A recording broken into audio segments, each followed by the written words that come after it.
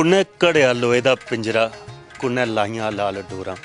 दोस्तों ये जो गीत है इस गीत के अस दिखा करने भी कियां कड़माई हुई तो कियां कुड़ी का ब्याह हुआ करता। कुड़ी दसा दी मेरे माँ प्यो ने कि मेरा रिश्ता तुप्या तो उत्थे मैं गई हाँ ब्याही। पर अजकल माँ प्यो घट रिश्ता तुपते हैं। अजकल तो टिबड़े भी नहीं मिलते भाई, टैलीफोन पर गल्लां होंदियां, फेरे भी हो जाते, घर वाले पता उल्ला लगता जिसलै नूंह घर आई दी है। एक माँ बैठी दी उंदे कन्नै गल्लबात करने, नूंह इंदा भी आई दी। मतलब केह् नां है थुआढ़ा? मेरा नाम गायत्री देवी है। माँ जी गायत्री दा मंत्र बोलना होवे तो घर च दुख दूर हो जाते, ते तुसें घर गै गायत्री होवे जिंदा ते उंदा दुख आई नहीं सकदा। उंदे आई नहीं सकदा कदें भी। पर सब तो बड़ा दुख कौन दिंदा? नूंहां दिंदियां ने। किन्नियां न थुआड़ियां? मेरियां दो नूंहां। उल्ला गायत्री मंत्र बोलिया जे लाइयां? उस वेल्ले सारे पंत ही बोली जंदे, असें की बोलना। पर पंत बोलदे हे ते शुभ लगने कम्म हुंदे हे। अजकल ते आखदे कोर्ट दे विच कलमां लिखवाउंदियां न, वो कोई सिग्नेचर गै हुंदे न, एग्रीमेंट हुंदा। अजकल ओके ब्याह गै नहीं रहे। कुड़ियां जागत बाहर जांदे न पढ़ने ते कन्नै गै नूंह भी लिआंदे न। वो मजा ठीक रौंदा जेह्ड़ा अपने आप गै लेई आउंदे ते जां जेह्ड़े ओह् पंत परोह्त करदे न ओह् ठीक रौंदा। देखो अजकल दा रवाज जेह्ड़ा तां ओह् बच्चे अपनी मर्जी जेह्ड़े करी लेई औंदे तां उ'नेंगी भी किन्ना सुख होई सकदा जां मां प्यो दा किन्ना प्यार मिली सकदा उ'नेंगी।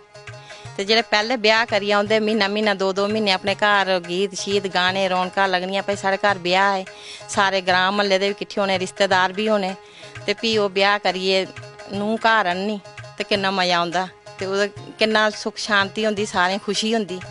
ओह् टाइम भी अच्छा था की के उस वेल्ले कोई इन्ना रवाज नहीं हा भाई मुड़ा दिक्खना कुड़ी दिक्खनी, जां भाई माँ प्यो भी इन्ना नहीं आखदे। अज माँ प्यो भी आखदे जाओ पैह्ले भाई बच्चा कुड़ी दिक्खियै जाइए जां तूं मुड़ा दिक्खियै जाइए, तुगी पसंद औंदा तां तेरा ब्याह कराने आं। ते अजकल बच्चे उस स्हाबै नै चलदे, जेह्ड़ा साढ़ा जमाना हा तां अस उस स्हाबै नै चलदे कि माँ प्यो जित्थे आखदे तां अस मन्नी जंदे। पर थुआढ़े बेल्ले दी गल्ल कीती जा, थुआढ़े बेल्ले दी गल्ल मैं इक करन लगा। जिसलै कुड़ी आखदे भी लामा फेरा होई गेआ, जिसलै सवेरै विदा होना हुंदा हा उल्लै इक ते कैल बजदी ही, सारें गी पता लगदा भी कुड़ी दी विदाई होआ दी है।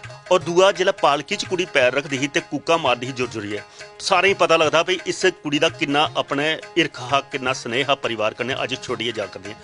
अज्ज कुड़ियां कदें कूका पांदियां पालकी च बौंदे, अज्ज ते उड़न खटोलन जंदियां।